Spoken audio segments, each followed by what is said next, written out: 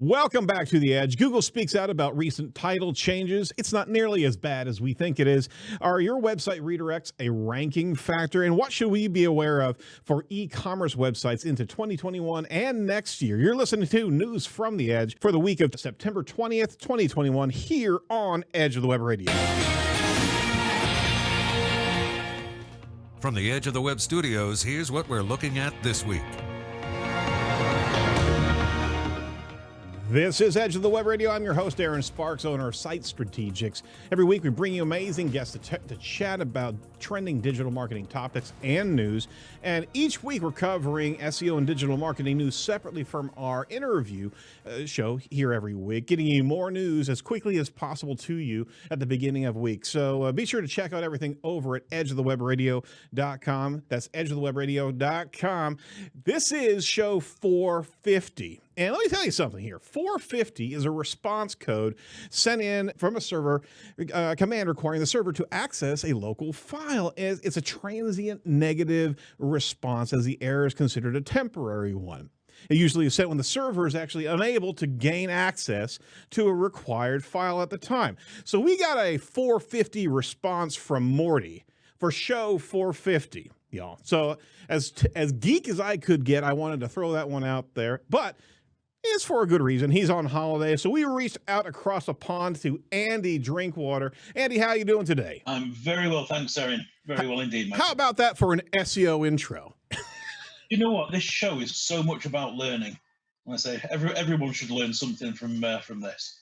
If anything, just learn your 450 server code. I guess. How often does that actually get into the lexicon or the conversation around the water cooler? I have no idea, but I've started it here. You can pin it down. This is ground zero of that conversation. No? All right. Well, Andy Drinkwater, he's the CEO of IQ SEO. Say that 5 times fast. How are you doing today, sir? Absolutely fantastic. Thank you. You know, we had a great show with you a few clicks back. We had a live SEO audit, and we certainly ask our listeners to go back and our watchers to go back to previous shows. He also was on with some great SEO tips about a year and a half ago. So thanks for being on the show with us for episode 450 and replacing the absent Mordy Oberstein. We certainly do appreciate it today. No problem at all. So what's been going on? Give us a bit of a lowdown of what's happened. It's been a bit of a minute since we last talked. So a few things have happened, right? Oh, loads has actually happened. It has been a very, very interesting time. I mean, for a lot of businesses, I think certainly with what's happened during lockdown, there's been so many changes, so many businesses, so many challenges, and the world at large has had to sort of take a big bite of what's been going on. Yeah. I know we spoke briefly beforehand as well about seeing the SEO community coming together and helping each other during these times as well. Yeah. And I love seeing that sort of thing. Sharing has gone up. Seeing the types of information that's being shared is I mean, it's lovely to see. It is. It makes you proud to be able to see any industry come to the help of those in distress. But our industry is kind of especially unique is that we have a load of information that we go through and we dig through and we learn about all the time. And there was a huge outpouring of the community. We talked about this again right before the show, and uniquely enough is that SEOs. I mean, it's not always complicated work that we dig into. There's sometimes some pretty easy things that business owners wouldn't know because they're not in the industry. They don't know what they could possibly improve on very quickly. So not only was it great to be able to see a community come to the assistance, but also some simple and easy techniques that really helped a lot of businesses during this period of time, right? Yeah, absolutely. And I mean, I think as a whole, the industry has sort of continued well during the last sort of 18 months. It's I say it has been a challenge. All businesses have sort of had to try and understand what this means in terms of moving forwards and how do you even continue during these times. It's been awkward. It's been awkward, but it's also been nice to see the outpouring of support for those that that have maybe lost their SEO provisioning during that time as well, because sadly there's that has happened.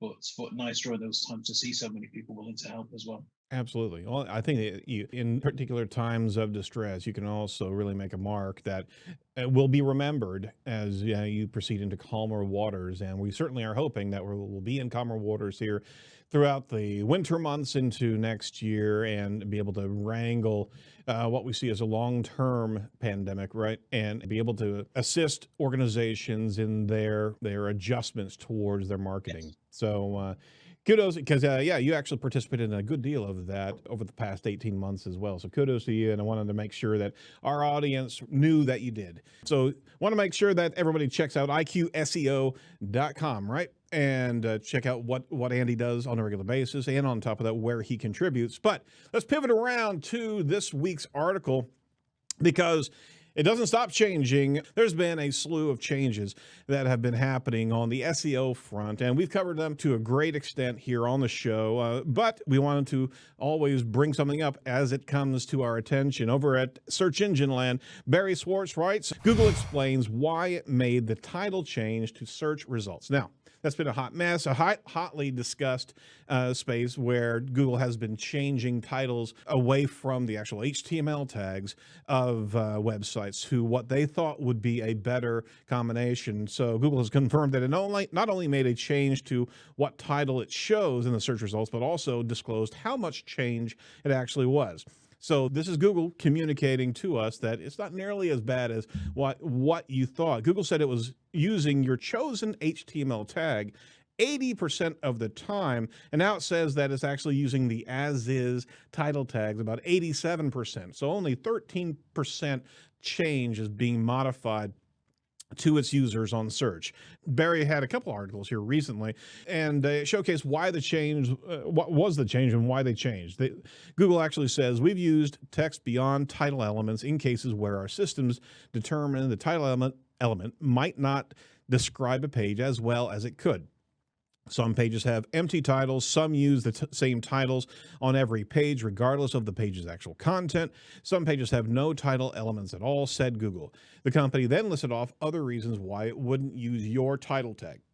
Half-empty titles, kind of like a pipe site name. Obsolete titles, 2020 admissions criteria. Inaccurate titles, like giant stuffed animals, teddy bears, polar bears, pipe site name, and then micro boilerplate titles, my so-called amazing TV show, where the same title is used for multiple pages without different seasons, and more. So, Andy, with these particular variations, we could literally talk about each one of those bullet points there of what could be construed as an overreach in those spaces. But let's pull back and go 30,000 foot for a minute here and just give me your take on the title changes that we've been experiencing here since the 18th of August. And how do you think this 87% disclosure comes up here? What's your take on all that? I think when it first happened, I think everybody was really shocked.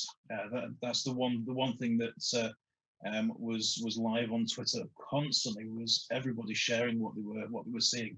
Yep. And some of them were horrendous. What we were actually seeing, and I was to be honest, it made quite interesting reading with what we were seeing on some of those. Were we seeing an 80% before? Mm-hmm. Google says yes. It certainly seems to be a lot more than, it would be a lot less than 80%. I mean, from what was being shared around, it seemed to be that the vast majority of what people were seeing was being changed. Maybe that was just the vast majority of what people were seeing, that were sharing. Mm-hmm. Nobody's going to share something that's correct, but they go from sort of 80 to sort of 87. I mean, anything they can do to improve the click-through rate is going to be beneficial. There's no doubt about it. You don't want to be delivering spammy search titles. You don't want to be doing anything with the half-empty titles as well. Anything where there can be some improvement is a good thing. But I do think that they got some of this very, very wrong. Absolutely, absolutely. Then, yeah, but they've also said that one of the issues is going to be down to search intent. It doesn't seem so much down to search intent, except Google just getting these wrong. Yeah, it's pulling from all these different sources, as we reported, from H1s, from alt tags, from meta, from different meta points, as well as anchor text from around the site. It's just trying to fill in the holes here. To your point, Lily Ray just tweeted up she said literally a double whammy, a horribly, in parentheses, rewritten title tag for category page, plus an indented sub result for a product page without the title being overwritten. She says, welcome to SEO in summer of 2020. So have a look there at the screen capture that she showed there. It literally was for AmericanCruiseLines.com. And you see the breadcrumb /cruises /Mississippi. And it starts with a lowercase on the legendary Mississippi River - American Cruise Lines. That is literally an anchor text that's being pulled in and dropped in to fill in a site, but had a pretty sizable focus on title and messaging, because the sub point right there, complete Mississippi River cruise, pipe, American Cruise Line. It's a well-written title, right? And with branding. So talk about going live here, but this just got tweeted out, and Lily's been kind of the spearhead on showcasing some of this. What are your takes here? Is maybe even that example right there, we're seeing it all the time. Yeah, absolutely. And I mean, they're saying they're doing this to improve the click-through rates, like I say, so you don't have something that's empty there. I mean, the ones that are being shared like this, some of them are just absolute madness. It really is crazy to see how they're being replaced. And I know they've been doing this for a long time.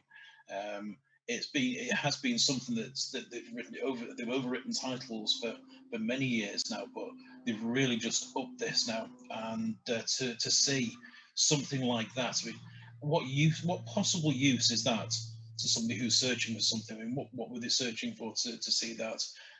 What use is it going to be for somebody? It doesn't make you want to click on it. Well, maybe it does, like I say, just so you can see how wrong they've got it. But, right. But people aren't going to be looking at that and thinking that's a positive change. No, exactly. And some of those bullet points that they just wrote out there, obsolete titles. I mean, I'll take a particular position on that as well, is that 2020 admissions criteria. Well, if you want to keep the 2020 admissions criteria around, or even the 2019 or the 2018 as legacy information, right? Absolutely. All of a sudden, are they actually deciding that it should actually be updated for 2021? That's scary. And sincerely, that's the case. I'm sure that what they're looking at is something a little bit different, but you can still make the point that it's taking liberties on something that it believes would be a topical or a timely update requirement, right? Micro boilerplate titles, My So-Called Amazing TV Show, as the same title used multiple times, it could very well construe part of your branding as a repetitive title factor that's not a seasonal thing, and be able to pull your branding out of case. There's so many potential what ifs. If we're actually dealing with a system that's scrutinizing with certain rules in place that aren't, I mean, they're relying on machine learning. This is what they're relying on. And I mean, any site has to be looked at on its merits, not falling into a machine learning AI blender, right?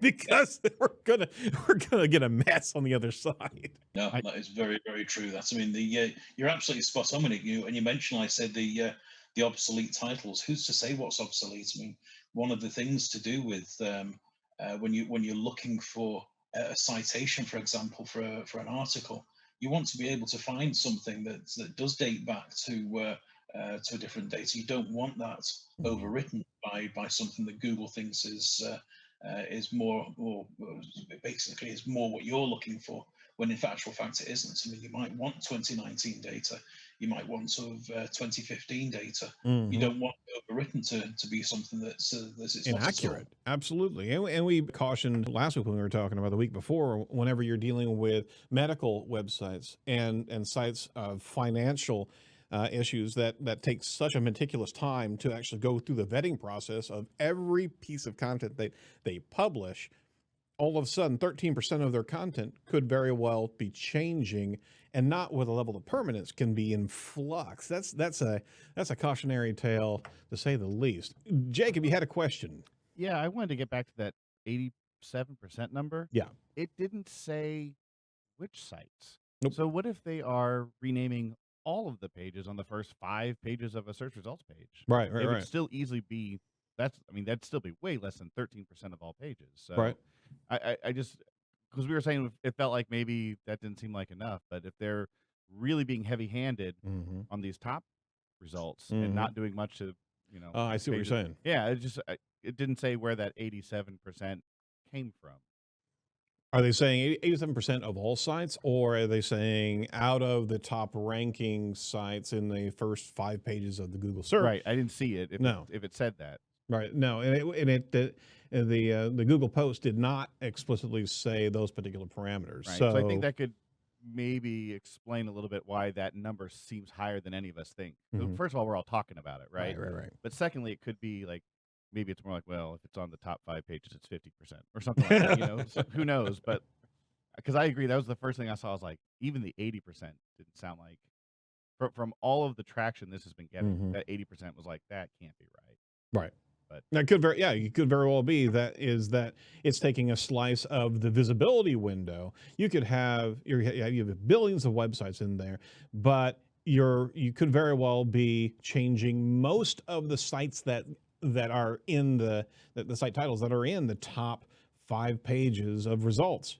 So that could very well be everything that people are actually interacting with. Everything else is the iceberg below that they're not changing. Right. If you're ranking, 250th, no one even notices or cares. Yeah, you're not getting changed. Right, exactly. So is it because of the kind of the consumer behavior aperture, the thermal layers, as you get higher and higher, more of your URLs are going to be changing? Now, Dr. Pete over at Moz released a pretty sizable study here, pulling data on and being able to see titles that have been changed. And we certainly want to give some shout out to that. Go check that out, because it's a sizable amount of information and study. And there's also some positive feedback. I don't want to not lift up the rest of the article that Barry had, because there's another focus on people that are actually thankful for what Google's doing. But here's the deal, is that I wouldn't rely on machine learning to actually title your structure. You are in control of your content,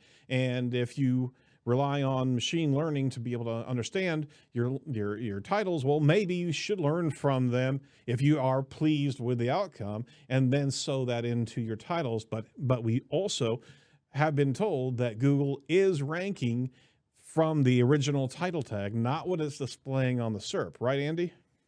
Correct. Yeah, absolutely correct. Yeah, I mean, it's good. I think we're just going to have to suck it and see for the time being. We don't have any choice with this one. It's Google doing what Google wants to do. Are we going to see them rolling back on this? No. What they've already basically said is this is effectively just the start. They're going to continue improving this. Improvements would be fantastic. It's anything they can do to get this right. But you mentioned as well, so it's basically AI trying to do this. That's going to be so difficult for them to try and do correctly. And we're probably going to get to the point where they're going to say, right, we've got a percentage of this which is now correct, and we're just going to have to live with it, because they're not going to get this right all the time. And there has been the mention as well about the legalities around page titles, because some of these might be incorrect as well. You mentioned the health ones as well. I mean, if you want to talk about eat, I mean, you talk about eat and you talk about YMYL, your money, your life. What's going to happen to some of those pages as well? I mean, are you now going to be looking at a page of results where Google might be supplying the incorrect page title for a page, because the AI thinks that that's actually more appropriate? If it's not more appropriate, then who in Google can you approach and say, no, that's wrong? And I know they say they've got feedback on these, but how is that going to work? How is it? I don't see it myself personally, but like we say, they say they're continuing to work on it. So let's just see where it goes, I suppose. Really, suck it and see. That's what I want everybody to learn from this show today. All right. So again, the drama continues, and we'll keep you updated as we find out more information from Search Engine Journal. Christy Hines, are 301 redirects a Google ranking factor? So I wanted to steer into this article knowing that Andy was going to be on the call here. Most of the discussion surrounding 301 redirects focuses on whether page rank would transfer from the old URL to the new URL. That's in fact why we actually make sure that old URLs have a destination whenever you do a site transition or what have you. Or maybe if inbound links existed on the old URL, would they automatically be applied to the new URL? Can 301 redirects affect your organic search rankings? And it's a fantastic article. We have a white paper here, actually. So the claim is redirects are a ranking factor. Andy, what's first blush on that? What's your take on that? Well, I think redirects have long been expected to be something that every site contains. I don't think anybody's ever sort of said that no, they won't be on a site and don't have a place on a site. They absolutely do. Is there something in there that can affect your search positioning? Yeah. I mean, there really is. I mean, Google has said for a long time now they will only follow 4 to 5 hops in a redirect chain, and if you get your redirect chains wrong, then there's nothing to say that that's not going to have some sort of an impact. I can't say that I've noticed too many myself where it's been the case, but if you get it right, well, if you get your 301 redirects right, or you get any redirects right, you're not going to see a positive search change in search results. But you get it wrong and you could see it negative. Exactly. You're preventing the fallout, right? Absolutely. Yeah, absolutely. For those of you that are listening that don't know what we're talking about redirects if there's an HTTP address that is now needing to be an HTTPS whenever the lockdown of a secure website goes through. If you're moving an old domain from one site to a new one, or if you're optimizing URL slugs of existing posts or pages to new posts or pages, all that's included. I think one of the biggest challenges that I've seen is, you got to make sure that everything's plugged in just for consumers' interaction. You don't want to put somebody at a 404 page, right? However, from the inbound linking of a particular page to an old URL to a new URL, I've always been of the opinion not only get the 301s right, but also try to reach out to that site that's linking and communicate to them that this link has changed to the new target page. Would you concur with that, or is it necessary? I don't think it's necessary to let anybody know about it unless you're specifically going through an audit. And I've done now getting on for 1,000 audits of websites, and I can happily say that there is not one website that I've ever audited where everybody has got everything right on the site. There's never been anything where every single link from any page is absolutely correct to the page it's supposed to land on. There's always been redirects in there.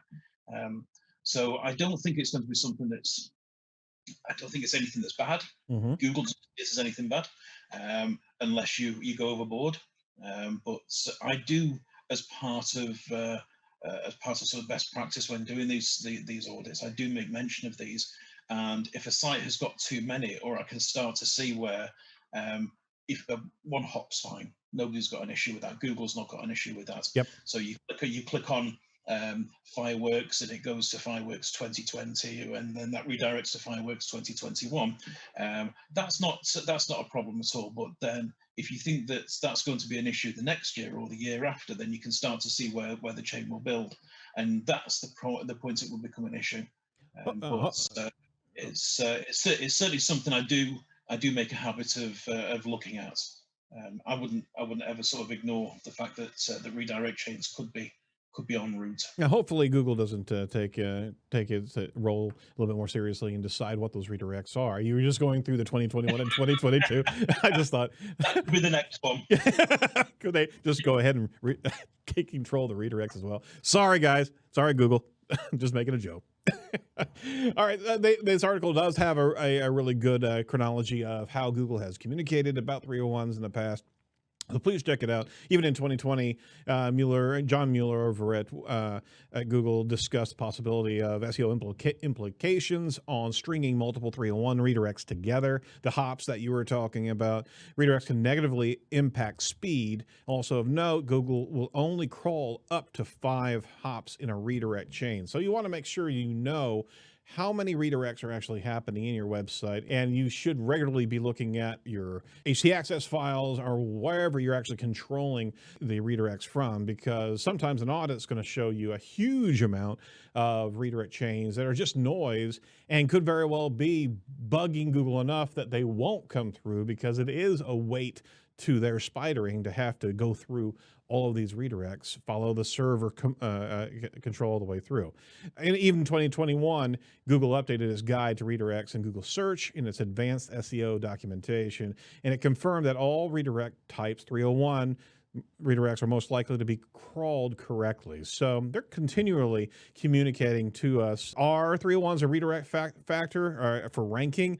There's no impact on search rankings unless you get it wrong. And if you're 404ing all of your pillar pages after a site move, please reach out to one of us and let us help you.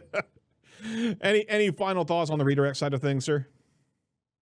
I'd just say to anybody, don't ignore them, and do check them. I mean, there's nothing bad going to come out of checking for these, and you might be up to your 4th hop. Next year, you might be up to your 5th, in which case you're going to start finding problems. So don't ignore them. Absolutely. Do not do that. But we can put aside the notion that a 3direct is an actual ranking boost. Do want to make sure that we give our shout out to our title sponsor, Site Strategics. Our parent company is a sponsor of Edge of the Web. We're pioneers in the agile digital marketing space. Our core specialties are technical SEO, of which we were just talking about, search engine marketing, social media marketing, conversion rate optimization, all focused around results-based marketing, digital marketing that works. We also have developed a unique omni-channel media marketing and content curation process, guided by our weekly R&D here at Edge of the Web interviews, and we incorporate the best techniques for our own content broadcast strategy, and this is what we do for our clients as well. So if you're interested in what we can do for you, just give us a call at 877-SEO-for-Web or 877-736-4932. All right. Because we had our guest on today focused on potentially e-commerce, I wanted to swing back around to social media today, and there was a great infographic rolled out by Mark Walker Ford, 10 e-commerce trends all online shop owners need to know in 2022. The team from Red Web Design share 10 e-commerce trends to watch out for in this infographic. And we'll dive into a few of them here, but first and foremost, what was your take on this, Andy, whenever I threw this over to you? Pretty online, or are there a couple more legacy things that you should have been knowing about already? What was your first blush at this? I think with some of what's on here, some I don't actually agree with. I will say there's some of it which I'd probably say is not important to e-commerce. I mean, probably the biggest for me there is customized packaging. I don't think anybody would deny that Amazon's packaging is probably the blandest around, full of paper and full of bubble wrap. But look, it doesn't stop people from reordering from the go. And it's like Christmas. As soon as you see that Amazon box. Like Christmas. every time, yeah. So I think from that side of things, I don't necessarily think that spending time on getting your packaging looking nicer will take anything away for somebody who's buying something. I mean, it's still the same. You get your knife and you slice it open. Yeah, absolutely. So key points here across the board. I'll do somewhat quickly here. One-time buyers are the challenge. Buyer response to the pandemic demonstrates a massive shift towards e-commerce. While this is great news to brands, they also need to be alert for rising challenges. What about these one-time buyers? Is this a particular challenge that an e-commerce platform should be aware of? Yeah, I think so. I mean, I don't think anybody that during the pandemic has, if you're going to be a one-time buyer, then what's the chance of you just staying as that some of that one-time buyer? You're going to change. You're not going to be that one-time buyer at that point. But you do need to think about who the audience is, and the audience always shifts. Yep. And the pandemic has shown this as well. Like I said, I mean, online purchases have sort of skyrocketed during this time. And And it's not going away either, is that no, there has been a no, new not at all. learned activity. Instead of going to the mall, you're just going into your your second screening your purchases while you're binge Netflixing. That's what's happening here. Yeah, Online selling will get bigger. E-commerce is obviously the most popular online activity and has been growing exponentially. The popularity stems from the ease and comfort of online shopping. Certainly. So we know that the pandemic gave us a variable that will not be around forever. But it certainly has brought a whole new audience. Even grocery stores are making it able to buy food directly. So we've actually shifted our entire society. Have we not? yeah, absolutely. I mean, I can't remember the last time I went into a supermarket and actually did a shop inside the actual store itself. Yep. Everything these days is done online. So wherever we're going to use, I mean, if you want a quick delivery, you hop onto Deliveroo or one of the other online ordering services. If you want a bigger shop, then you do it direct. It's changed. I say now, I don't know whether or not it's people necessarily see it as a good thing or a bad thing. Personally, I'm so fussy when it comes to meat. So I like to be able to see what I'm actually buying in that respect. And so many times what you get is not what you normally buy. So there's certainly challenges that people are facing in terms of the products. I mean, what do you do if you don't see a product? You'd browse the aisle, I say, instead of not being delivered at all. So I said there's things that yet could improve. There's no doubt about it, but we're just not to that sort of online shopping experience where you could do that yet. So maybe we'll see something in the future, like I say, where you've got robots going up and down the aisles for you, and you can see what they do. Flat Sheldon checking out. I got a question for you, and what you're saying actually spurred me into another thought. Here is returns. I mean, obviously, Amazon has been incredible. You just send it back, and it's there. That no questions asked, right? But even the effort of returns, we're getting things at such an impulse level, and it's getting to our doorstep literally that day, or the very next day, is that we're getting gratified there. You're talking about potentially substandard product coming, and are people, and boy, this would be a great sociological research paper, are people more accepting of substandard product, and are they less willing to actually return something? There's been a lot of discretionary income over the last year and a half here, with a lot of stimulus bills, and are we dealing with something in the effect that people they'll take a substandard product and not really return it because it's too much of a pain to actually get it back to the manufacturer? Are we now in this even more disposable economy now? What do you think? Oh yeah, absolutely. I mean, there's some stuff that turns up sometimes, unless it's really bad, you just say, oh, we need it, what's up with it, we'll use it. Yep. But certainly with the larger supermarkets, they make it very, very difficult to get something back to them again as well. More often than not, they'll just refund you for it and say just bin it. Yep. But even doing that can be a chore, because you can't generally do it online. You have to phone somebody, so you're then stuck in a phone queue to try and tell them that they sent you the wrong tin of beans or something like that. Right. So you're stuck again. I say Amazon shows the way forward, like you mentioned to me. There's no questions asked. You've got a problem, you return it, you print a label out, somebody picks it up. You can't get much better than that. No, my family has witnessed scamming through the merchant space inside of Facebook. We saw one where we were actually buying a kind of a campsite rocking chair, and whenever we got the product, it was literally a music box. Okay, so we're going, what the heck? The effort to get that refunded was actually the play.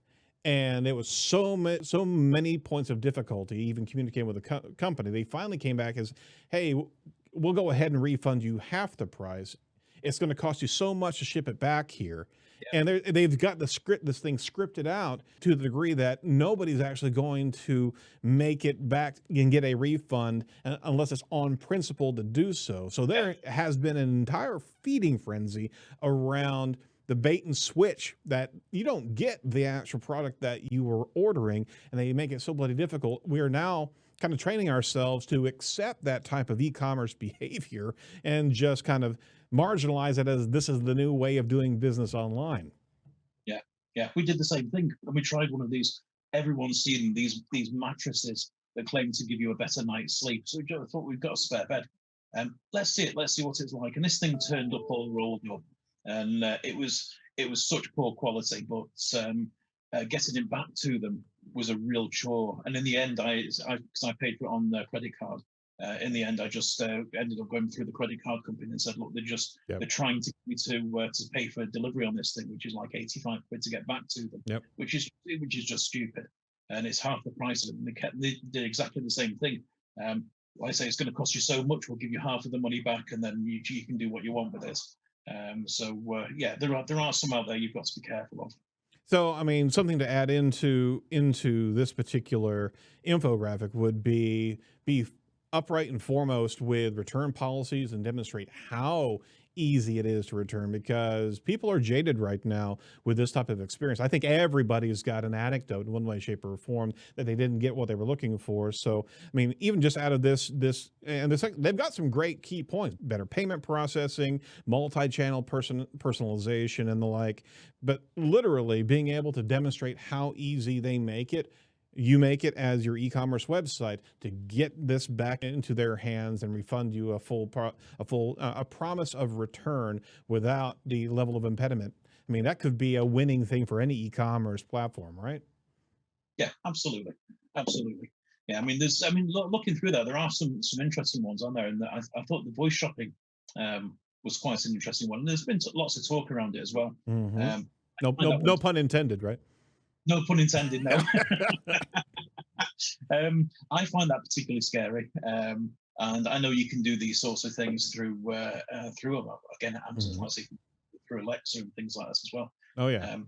I'd be worried what I'd be doing after a few drinks. There's no saying. But I mean, they've sort of taken things a little easier. Like I said, the points of getting some of these buttons that you can just press a button and it'll reorder something for you.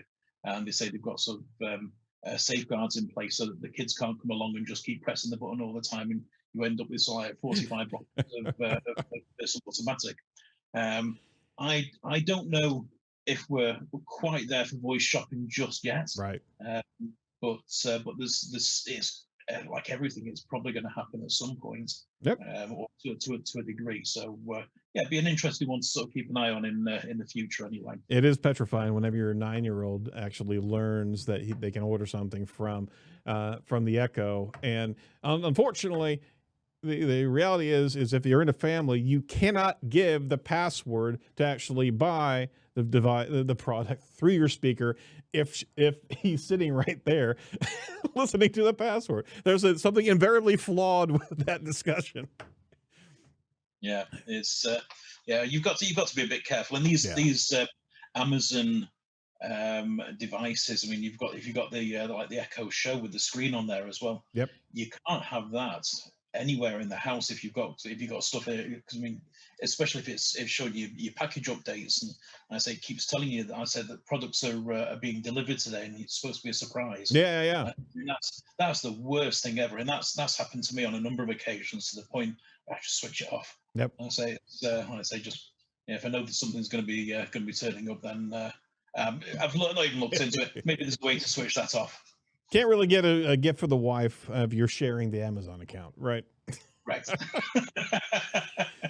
Well, we're not doing this infographic due justice. They did have a good number of points. Social media enters into online shopping, as well as the AI use in e-commerce. So some really good points about this, but I think we've discovered a few more along the way here. So be ready for what 2020 is going to be. I mean, are we about to instead of Black Friday, are we about to go into literally in October, right? The entire quarter being an e-commerce boon. Are we ready for that? Is that what they're predicting? Something so large into the holiday season? Have you heard anything about that? There is some interesting chatter around at the moment, and I came across as well, and this just goes to show how important it is to Google as well. Mm-hmm. something that nobody really knew about, it seems. And Google has something called Grow My Store, which is focused entirely on an e-commerce website. And maybe you could sort of share the link with this as well. Sure. growmystore.thinkwithgoogle.com, and you basically give them your URL, and it will go off and crawl your website, your e-commerce website, and come back with recommendations of things that you're not doing. And doing that shows you the things that Google does see as important for an online store. So that itself is going to be very, very interesting. And there it is. It's something that I'd never seen before. I have no idea how long it's been available. Looking at the number of sort of tweets and retweets and likes since I put that out this morning, I think a lot of other people don't know it's even there either. So definitely something to look at. And I did an example of Amazon when I was looking at this, and it did come back with some recommendations as well. For example, the reviews are too far down, so make them more in the viewer's eye. Sure. So make them sort of quick to see. I think Amazon would probably want to challenge that particular. I just thought so as well, yeah. But so, I mean, it's an interesting one, and one I'm going to spend a little bit more time looking at as well, because I mean, if they've got something there, and certainly for the early starters in terms of e-commerce, if you've got your first site out there, it's going to be a very useful resource. It's going to give you an idea to with what they want to be going for. So check that out. Yeah, it's growmystore.thinkwithgoogle.com, and it'll give you a number of different variations based on your language as it senses that. But it gives you some good site analysis, and it's all to the it's a kind of a pro bono analysis of how you could improve your e-commerce platform. So that's pretty cool.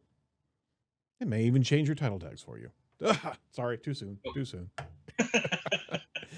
All right. So speaking of chatter, we also want to make sure that you pay attention to SEO Chat Thursday, 1 p.m. Eastern, hashtag SEO Chat on Twitter. And Crystal Carter at Crystal on the Web is actually going to be hosting it this week. Any final notes, Andy, that you want to share? Anything that we can lift up for you this week? I think the one thing I would say at the moment is that's very important is if you're not doing, I say get onto Twitter and follow some of the chatter around what's going on with the title tags, because it's not over by any means.